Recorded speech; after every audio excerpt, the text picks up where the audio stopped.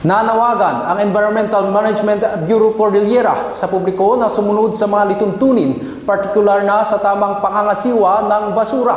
Mga suliranin sa basura sinikap na tugunan ng pamahalaan. Si Debbie Gasingan para sa report. Binigyang diin ng Environmental Management Bureau Cordillera ang kahalagahan ng waste segregation at pagsunod sa batas na siyang pinaka-epektibong solusyon para matugunan ang suliranin sa basura. Ayon kay AMBICA Regional Director Jean Borromeo, ang epektibong waste management ay nagsisimula sa tamang paghiwa-hiwalay ng mga basura, segregated collection at pagresiklo sa lahat ng recyclable materials.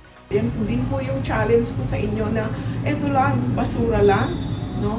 Na unang-una nating harapin, no? Kasi lahat tayo nag-generate ng waste at madali lang naman gawin yung nire-require ng batas at para naman to lahat sa ating kabutihan. So sana po gawin natin to, no? Yung segregation at source, paghiwalayin. Sabi, ang dapat daw na motto is hiwalay kung hiwalay. Hinihikayat din nila ang mga may malalawak pang bakuran na magkaroon ng composting pit para sa mga biodegradable waste. Batay sa datos ng EMBICAR as of January 27, 2026, ang daily waste generation sa rehiyon ay mahigit 719,000 kilograms per day kung saan ang lungsod ng Baguio ang may pinakamataas na ambag na umaabot sa mahigit 423,000 kilograms per day.